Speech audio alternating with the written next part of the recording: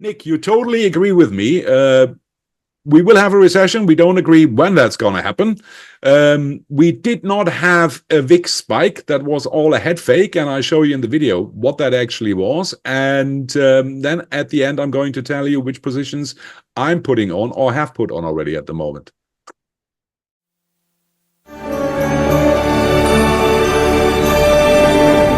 Holy fuck, it's a dinosaur, Jesus Christ, what the fuck? Welcome, ladies and gentlemen, to yet another issue of the Grey Market Talk between a grey-haired market maker, former market maker, that would be me, and a guy who's refusing to grow a beard because that would be as white as mine, Nick Themistocles, former market vigilante market maker, and before he's, well, call it semi-retired, was responsible for over 80 billion US dollars or euros in assets under management for one of the largest asset managers in the world. Thank you for being with me, Nick. Pleasure as always. So we had an exciting week ahead of us after we looked into the next week. Let's work on the timeline. So what really happened? A lot of people watched our last video because it was aptly named Buy the Dip or Sell the Effing Rip, something like that. And we were praising ourselves last time that we were both right. You identified the top and I identified the low. And now we are pretty much we discussed that in the green room somewhere. Where are we now, Nick? Tell me. We are exactly in between the top, which, let's just say I had the call on the top, and the low, which you had the call on the low. And we're in between. And it's, in an environment where we are in an in-between state, in a market which is so highly confused, my feeling is if you want to lean one way or the other, then you choose your instrument to lean on.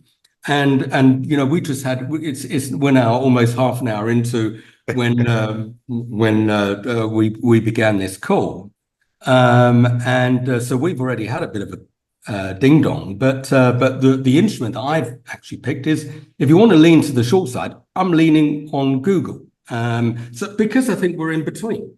And I think if we're in between market and you want to and you still got that view that the market it's not finished on the downside, then go and choose something where you think is more likely to go down or less likely to, harm you if you're wrong.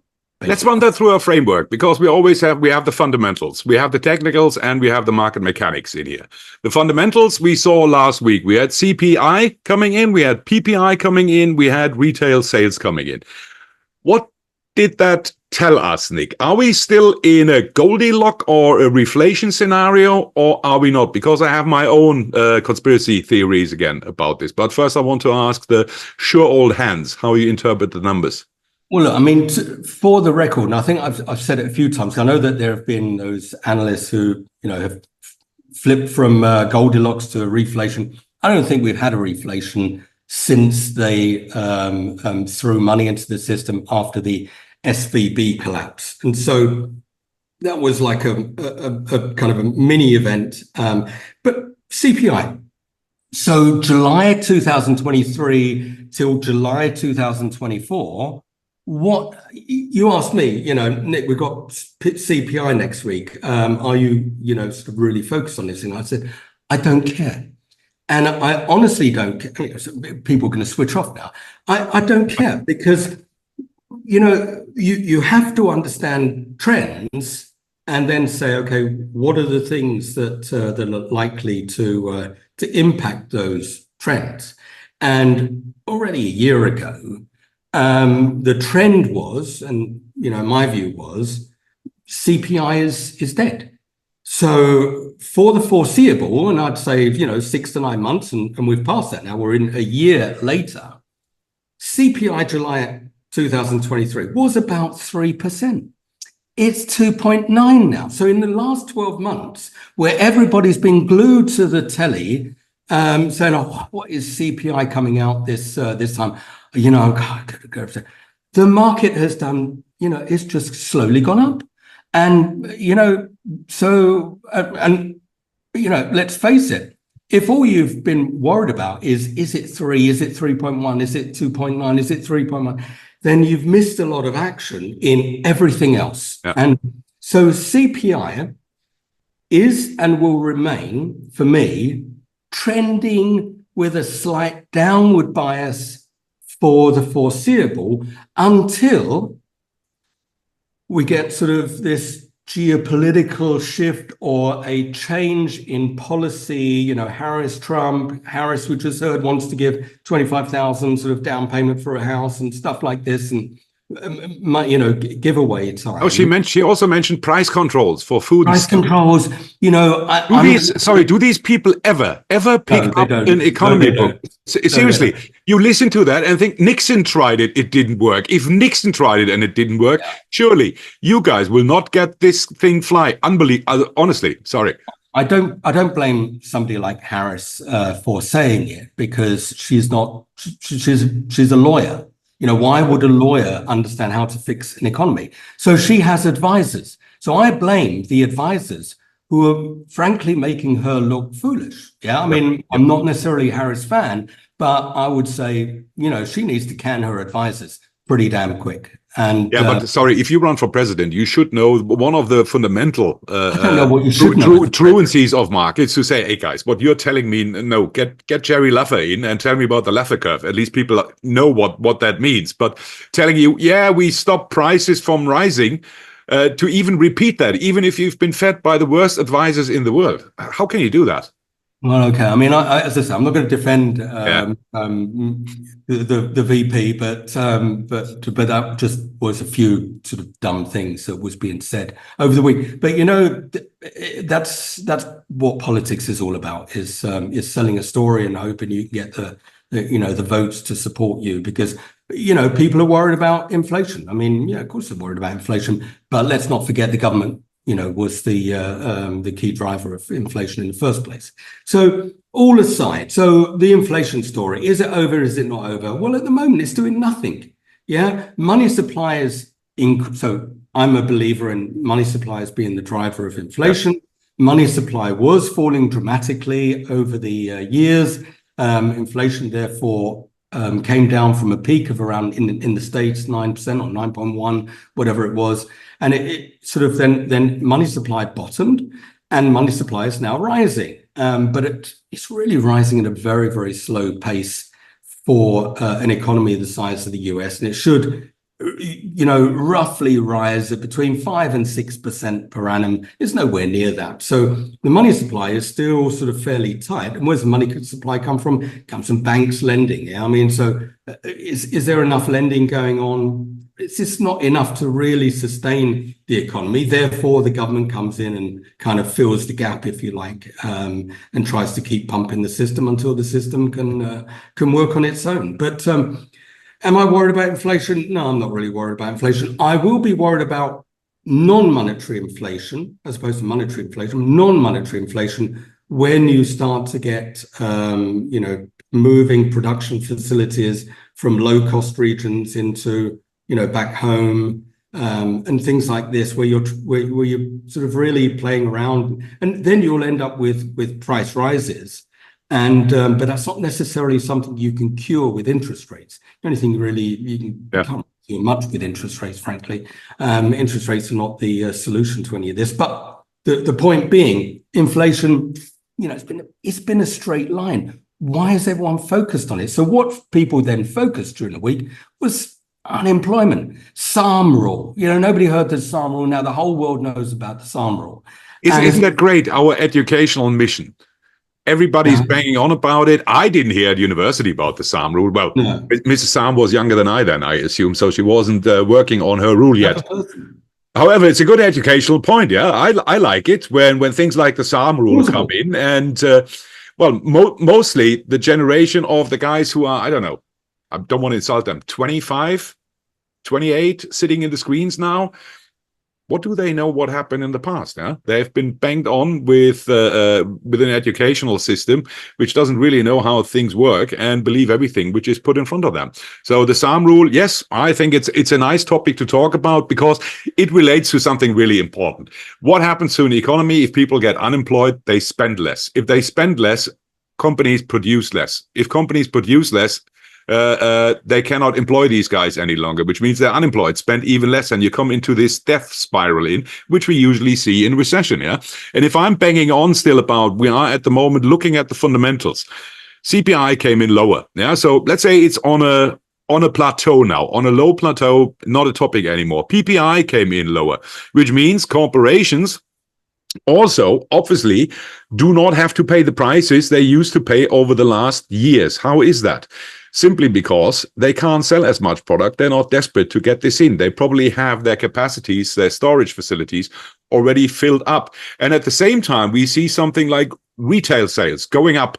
Yeah, expected 0.1, I think, came in at 0.4. That's where I put my aluminum or aluminium hat on to cater to Brits and Americans with the strangely worded phrasing word for aluminum or aluminium, we call it here, which is the proper spelling. Anyway, so what is that? That is items multiplied by price. And if you are a housekeeper like I am and you go to the supermarkets, you know that prices have gone up. I give a simple example what these retail figures or retail sales could mean. In the past, you bought a tub of ice cream, 500 milliliters, and it did cost $5 or $6, right? Now they've all been reduced to 400 milliliters. So if you want to have still the same amount of ice cream before at the same price, you buy a tub more, and then you have higher prices. This is what we see in the retail sales numbers. There are other observations which say, okay, let's just look now at items sold. And items sold are going down. So this number is actually not what we see in reality. It shows us inflation has filtered through the supermarkets, through everything people spend money on, but they get less product. What we see here is, for me, again, a symptom. CPI coming down, which means, yes, you can't flog as much to the consumer as you could if you wanted. PPI is coming down, which means corporations have more inventory there, and they don't have to pay any price they have to anymore. At the same time, the consumer is buying less items while paying more for them. That while inflation is at this plateau of 3%, yeah, we know that the inflation came down because of the energy costs having sunk. So this is all for me just the symptoms for what comes next. And in my book, and we always disagree on that, is we see the first harbingers of a massive recession around the corner. So, you know, as you say, the things that we disagree on are, you know, the timing of a recession. I don't know if it's going to be a recession, but obviously there's a lot of expectation from a number of players in the street, and you know, part of them who talk about why the bond market short end is got by this, got by that, you know, for different reasons. You know, my advice to buy it 2 years at 5% was because that was well overpriced, but it had nothing to do with recession. And you know, the things that I would look for, or the things that would convince me, you know, towards the line of recession, would be if I saw really PCE, personal consumption, showing signs of faltering. And, you know, when you compare, and I sort of had to look back on, you know, last 12 months PCE, then the previous 12 months, and then the 12 months before COVID. So, because otherwise all the data is a bit sort of skewed in between. You know, the current level of spending is, you know, it's not bad actually.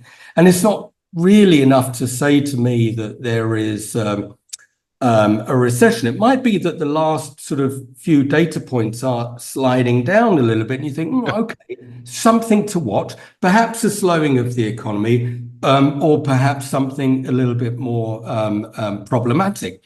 And then everyone sort of leans towards the employment data and say, well, hang on a minute. Some, you know, last few data points might be doing, you know, pointing down a little bit.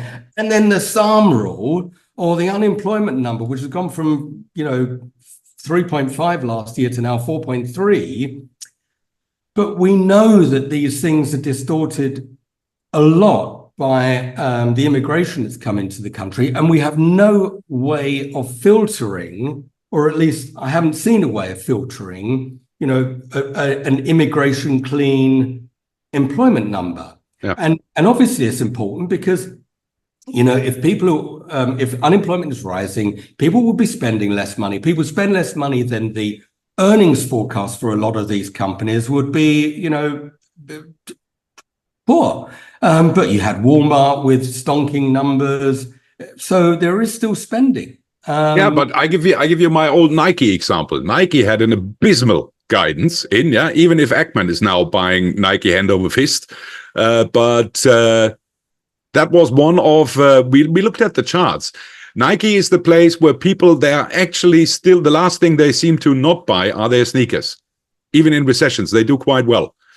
When we go into a depression or very severe recession, people stop buying their Nike sneakers. And I think these were the Nike numbers, because you're throwing Walmart at me now. Yes, Walmart is this stuff. Okay, I'm instead of buying a pack of 12 loo rolls, I'm buying a whole pallet now, because now I have the money. I put it in my shelter for bad times, and Walmart is on the lower end of the pricing, right?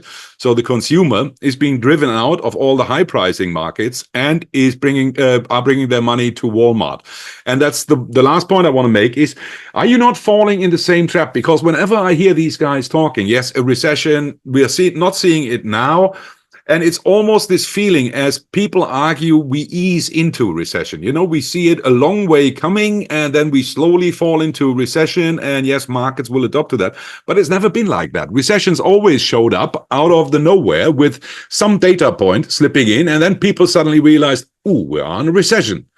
And then it went very fast. And that, I think, is the mood at the moment. Everybody says, a recession will come eventually. No doubt about it. We still have cycles, and it has to come at one point. So even I will be proven right eventually. Yeah.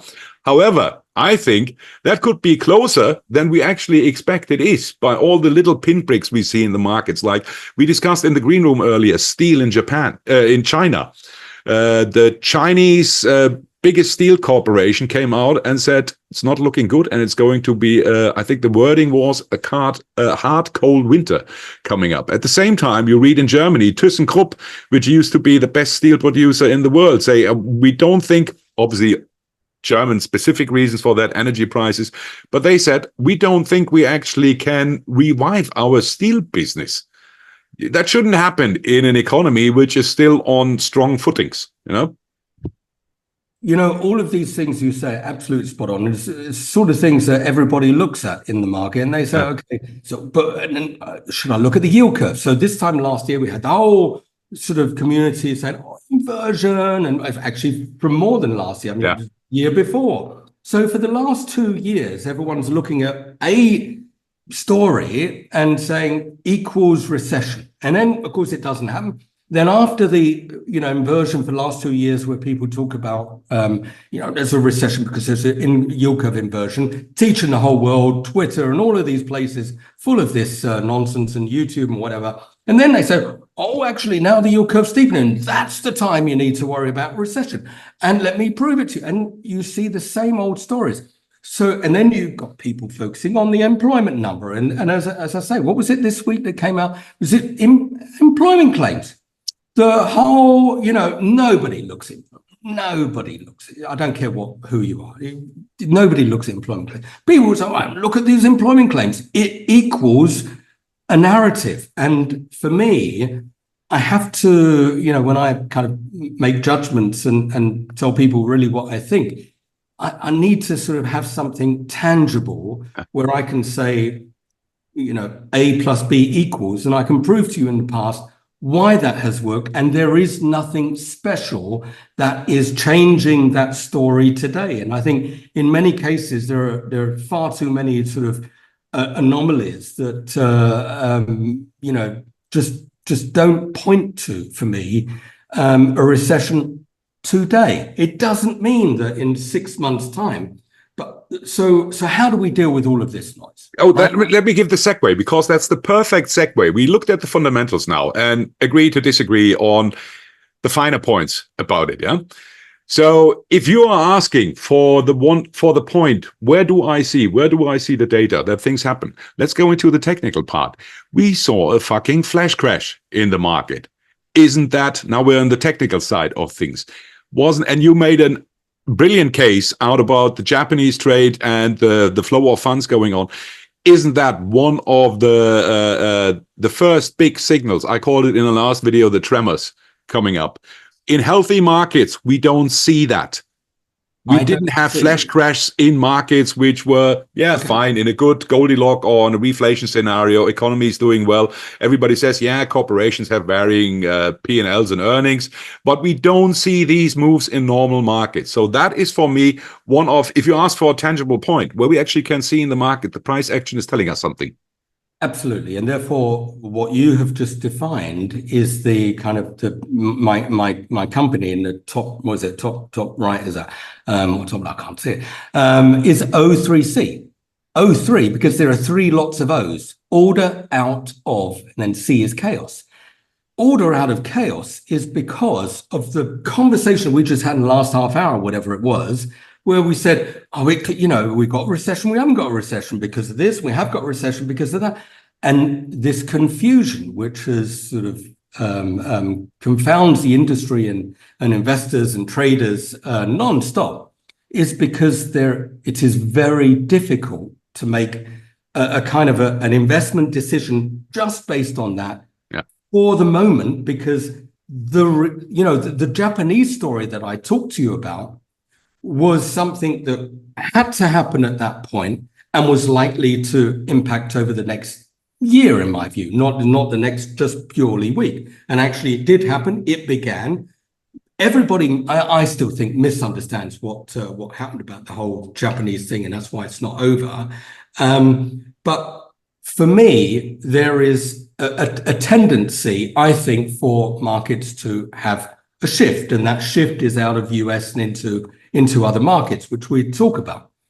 But you talk about price action actually sort of being the factor that helps guide us in that sort of short period of time, and that is how we keep ourselves together. But the one other thing that you mentioned is solid markets don't behave like that. Well, what does that mean? It means that when there is leverage in the system, and we know that there is leverage in the system everywhere, we just don't know. Nobody really knows how much leverage there is in the system and where that leverage is, who's going to get caught by this, that, and the other. I mean, many sort of pockets of leverage come from non-regulated entities.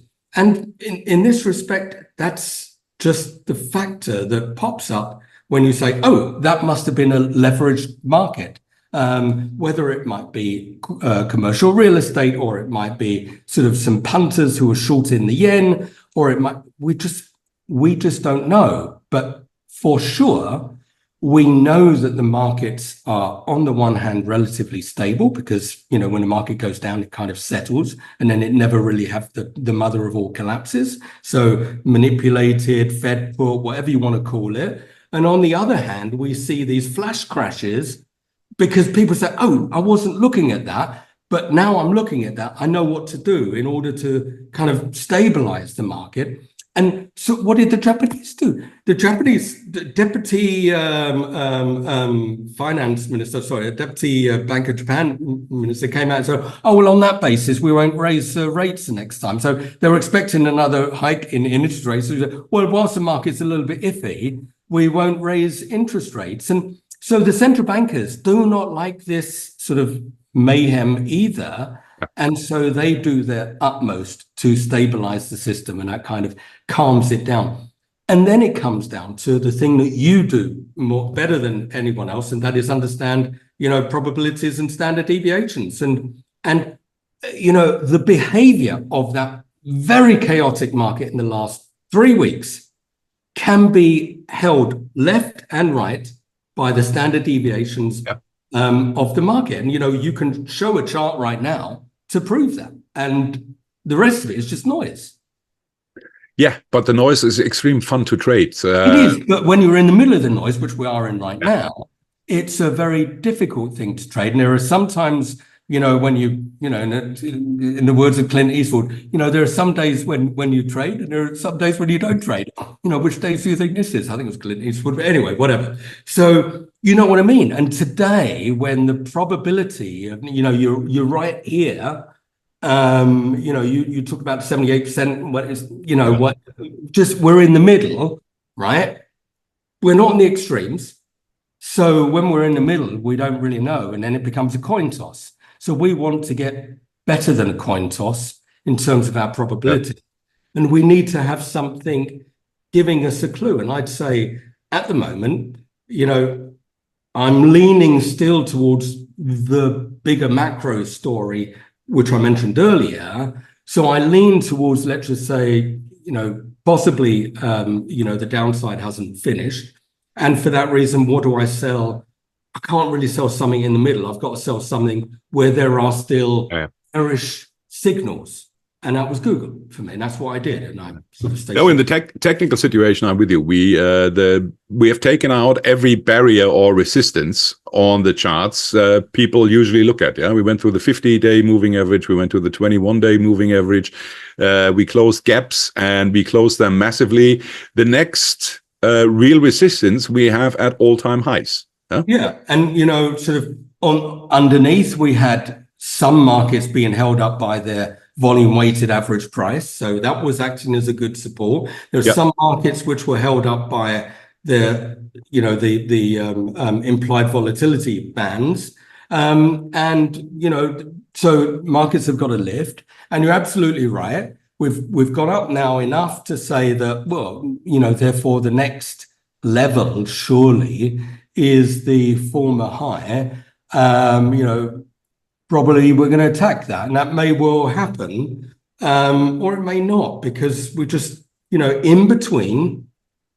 I'm not sort of the view to say, well, because we haven't collapsed on the downside, therefore we go to the top. I'm not sure I'm ready to make that conclusion right now, because I don't see the evidence for that, other than, well, if we failed, therefore we must go up. I don't think that's just, I'm not sure I'm ready to make the therefore thing. So we agree on the fundamentals, but on different time scales, actually. I think we are much closer than you think we are to the inevitable recession and all that comes with it. On the technical side, yeah, fine. People love technical barriers in the market because in the lack of new fundamentals, which we don't really have, we're all talking about the same stuff all the time. People look at these chart levels and say, fine, we've taken them all out. We saw this flash crash, and then we brutally moved up against it. And now the technical levels are, the next resistance has been shown at the all-time high. So we might want to test this because a lot of volume will build up over there from the option sellers. Brings me to the third part, and then we're talking about how I wanted to name this video. The volatility spike hasn't happened yet. The market mechanics in there. And it's one of my mantras. I always say, don't ask people what they think what the market does. Ask them what positions they have in their books. And as I'm a one-trick pony, and I've learned this profession over decades, I simply did what I did as a market maker. If you're gamma long, then you have to sell underlying against it. You're long the calls, you have to sell underlying against it. If the market then goes in the direction of the long call, you produce more delta, which you can sell into the markets. Where do you do that? At the certain hedge level. So I went in with a small trade at the 68% correction of this move. Was taken out immediately. So I thought, fine, I've hedged my delta.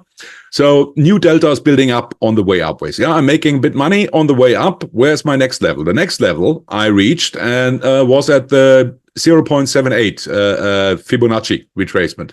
That happened on Friday. So fine, I open another position with good risk-reward ratios, because that's the other part of the game. I can afford to be right only 50% of the time if I make $3 and only lose $1 in the whole game. But then I thought, okay, I'm with you. We are in a bit of an ambiguous scenario right now. But what have I learned? What do all my colleagues who are still active on the screen still doing? They hedge their delta at these positions. They provide liquidity to the markets. And we looked into that the last time. you can calculate how much liquidity is in the market out of the gamma levels. And I said when we went through this 0.618 level, that is already 75% of all the gammas, the long gammas, are being used. If the market doesn't stop there, we will see a gap. We saw the gap to the upside. Absolutely. So that is now the next question. Is there anybody in the market who can, out of a pure mechanical position as a market maker, provide liquidity to actually lower the increase of the market? So that was used up. Obviously, new positions are building up every day now at new levels, but that confirmed my thesis in the market. So I went in at the 0.78 level and build up a new little short again, because I thought, yeah, fine. This massive increase from the flash crash also needs to have a breather wherever we are on a short-term basis right now. And, well, we discussed that last week. Yes, we think there is a likelihood to test at least the new all-time highs. If volatility falls down further, that's another fantastic trade to build up a straddle. Low volatility, a straddle at the old all-time highs at the test.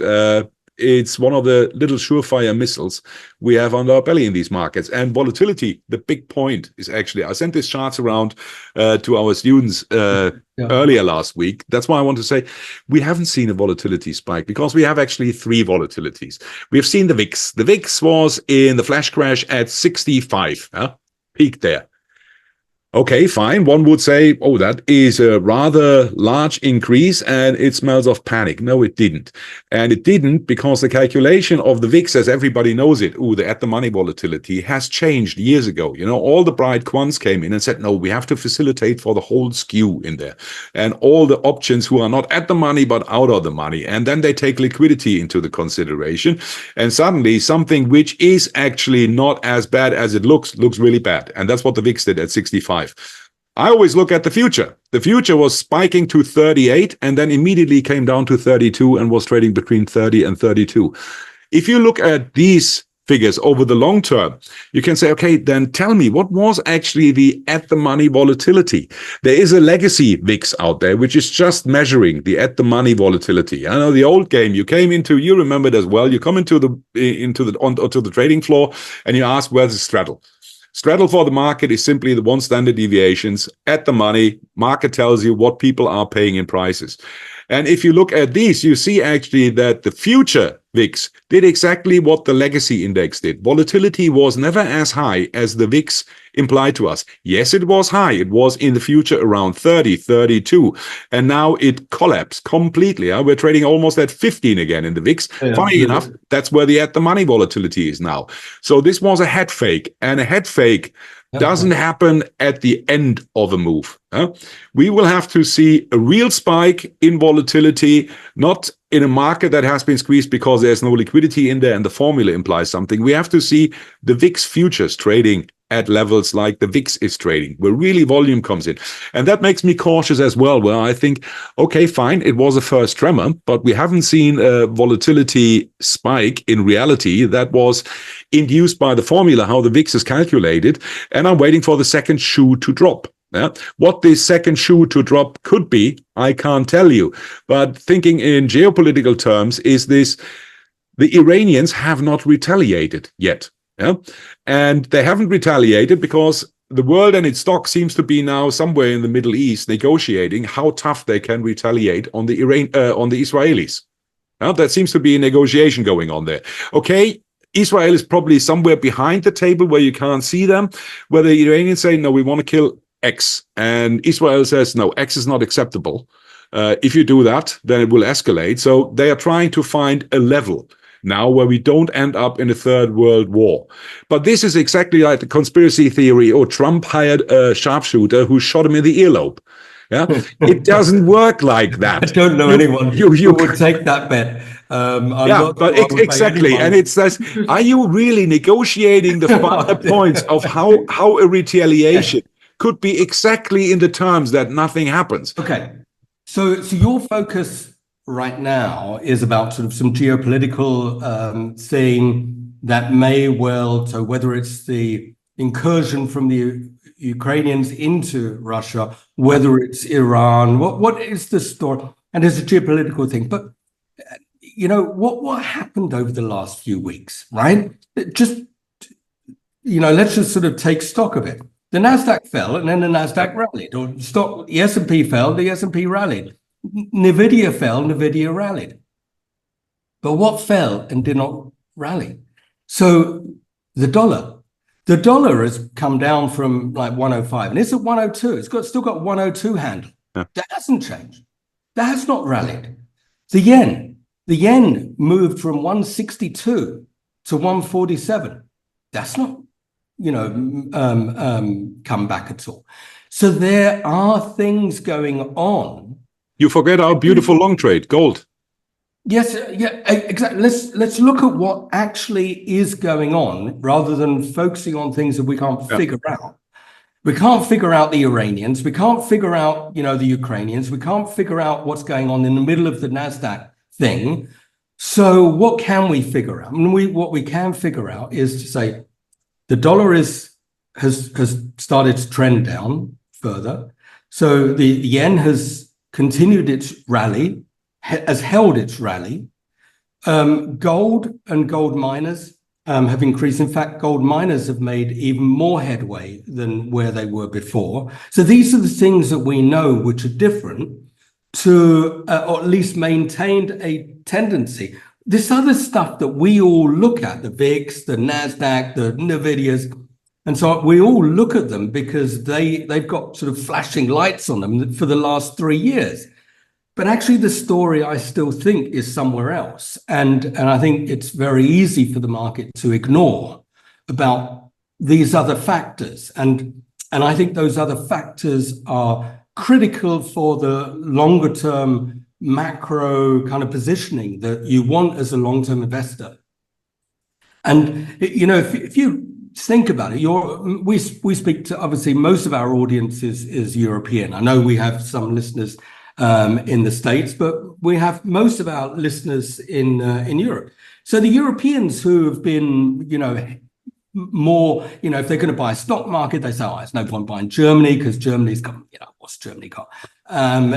Some political issues. It's got, all of this stuff, no earnings, companies are going somewhere else. I go and invest in America. Well, let's have a look at what you've managed to make in by investing in America versus investing in Europe. And if once you do the conversion that your dollar decline has cost you, actually that's not been a smart trade in the last couple of months. And so you have to really now start to think.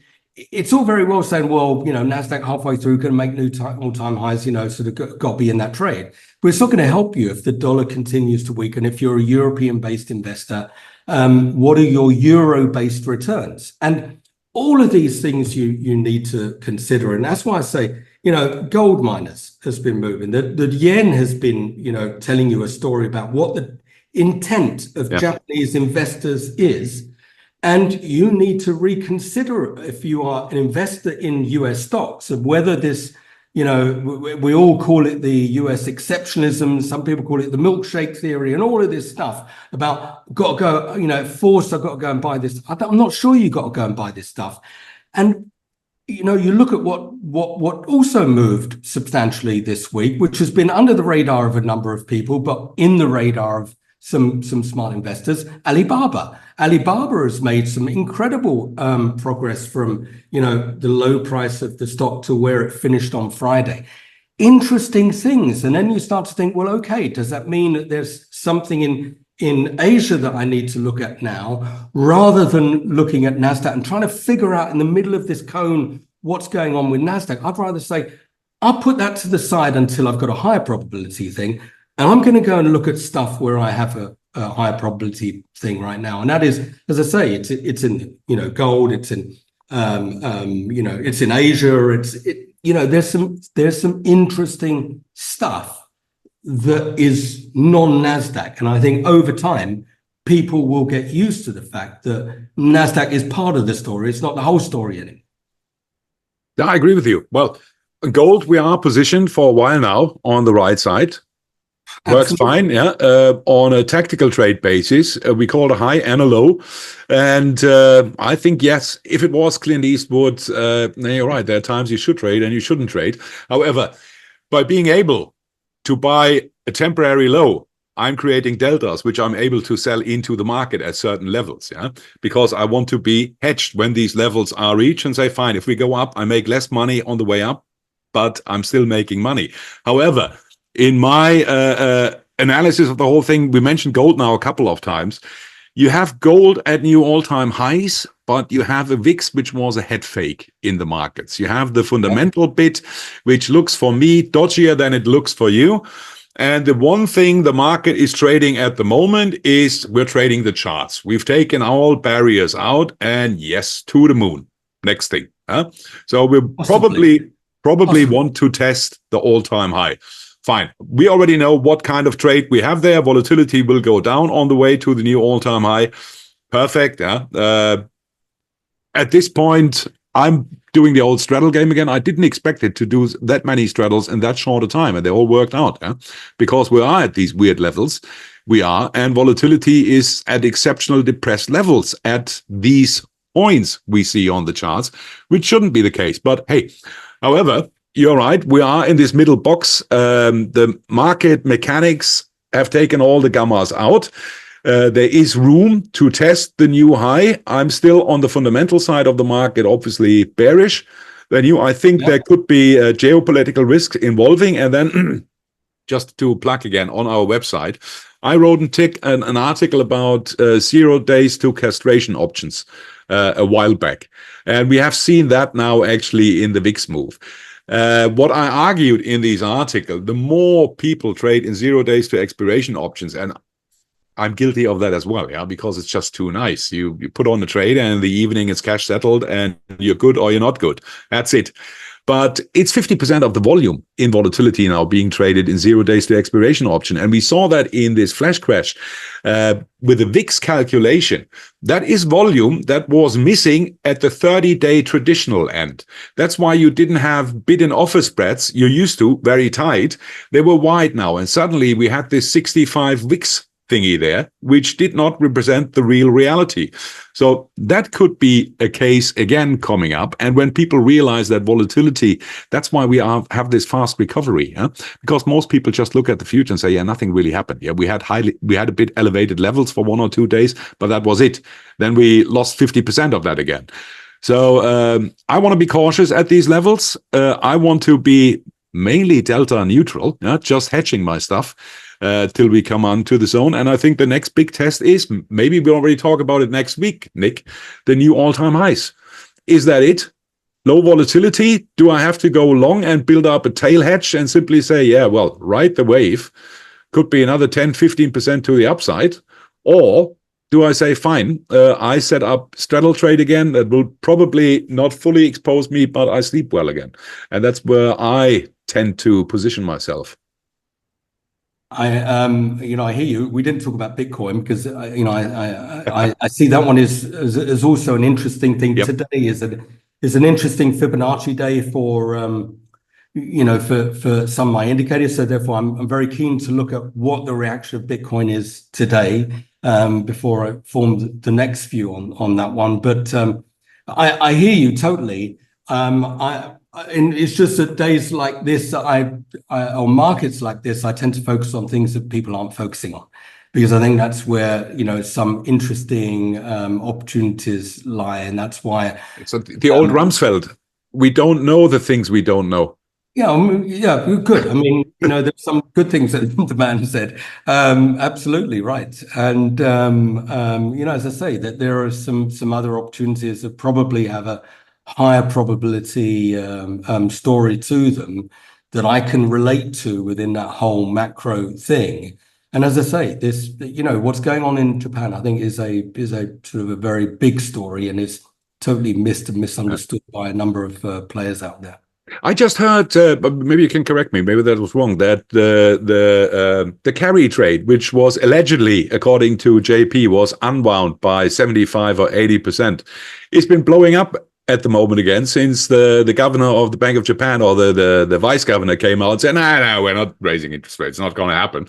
And that the guys who unwound it are blowing it up again. Is that right? Or is that just one of these Well, water look, I cooler mean, talks? if the people who had full confidence to sell the yen when it was 160 against the dollar, right, which is a very weak level, and the yen is now at 147. If they didn't like it at 160, then they're going to hate it at 147, aren't they? I mean, because that's a much stronger yen. So, I mean, well, I didn't like it there, so surely I'm going to sell it here.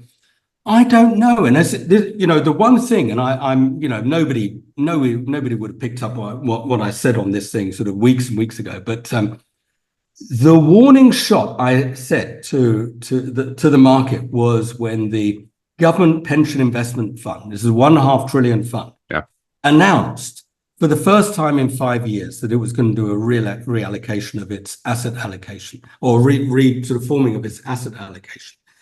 And I said, what that will do, if nothing more, it will frighten all of those people who are short in the yen. Yeah. And they don't need to buy anything. They don't need to do the reallocation. They've made a statement. It's a massive fund. Nobody knows what they're going to do or when they're going to do it. But if you were short of the yen at 160, you're going to say, and you read that article, let's just say you read the newspaper, and you'd say, I'm a bit iffy now about whether or not I'm going to do it. And there's no way that, you know, whatever these investment banks tell you or sell you, you know, you should believe in it, because that story that forced you out of that short position in the yen, there's no way that you're going to sort of start to put this on again today, because your management will be all over you. I know how management ticks, because I was part of management, right? It's not how we work. Go home go home for a week and come back. It's usually the response after somebody's blown something up, you know, because you know, you just don't want them continuing to do something until things become clear, until the macro forces are where they were. And if people want to play that trade, good luck with them. It's, you know, that's Russian roulette. And that's not how these hedge funds work. They're much smarter than that. They don't do that. So next week, I think we should get the charts out again and have a closer look what Elliott Wave tells us about the situation. So I think there are actually only two scenarios, right? Either we are testing the new all-time highs. It's going to get fast now. And that could take a week to then actually be dangling around exactly at these levels, or doing the typical buying some liquidity on the upside, getting all the shorts out, a quick dip below, or the market was too over-exaggerated now, and we are a substantial bit lower by the end of next week. Yeah, well, in other words, that's your straddle. Yeah, I mean, your straddle basically says, I think we're going to move beyond, you know. Well, I'm only going to open it up when we are really testing the new all-time highs, and volatility has come down another couple of points, because then the whole trade mechanics work. It's easy. We're not staying at this level, especially in a crucial phase like now. Either we completely blow to the top side, or we've developed a double top, and then a couple of days later we see substantial move down. And 15 VIX is not low enough, basically, for you. Well, let's put it that way. 15 VIX is the median long term is around 17, and the average is at 19 in the VIX. If we have in the VIX 15, that already implies again that the skew is priced flatter, which means people are not worried on the downside anymore. Yeah, all fine. Complacency. What I look is at the volatility of the VIX, the VVX, volatility index, and if this is trading between 60, 70 around, that's actually a low point. If you see that, that's always fine. Buy some volatility. At the moment, we're higher. I haven't looked at it at the moment, but for having a trade on which makes me sleep well, has a good chance to make money, and has a good risk-reward ratio. That's what I'm waiting for at the moment. In the meantime, on all the money we made on selling the high and buying the low, I can afford to have a bit more, how do you call it, extravagant trades on now. Why not? Now I'm testing it. Why not? Exactly. Absolutely. You deserve it. I mean, you earned it. I've worked hard for it. You've earned the right. So yeah, fine. Beautiful last words. I think we have to do a clip which I put at the beginning. So let's do that now. So, Nic, you totally agree with me. We will have a recession. We don't agree when that's going to happen. We did not have a VIX spike. That was all a head fake. And I show you in the video what that actually was. And then at the end, I'm going to tell you which positions I'm putting on or have put on already at the moment. Good. Well done. Fantastic. Nic, any last words?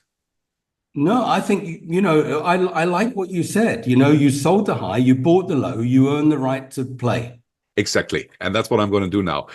I hope you have high success next week to all our viewers. I hope Nic will lose his cautious stance and tell me exactly when I have to do what to be on the safe side again. And in the meantime, we hope to see you next week again. Bye-bye. See you. Bye-bye.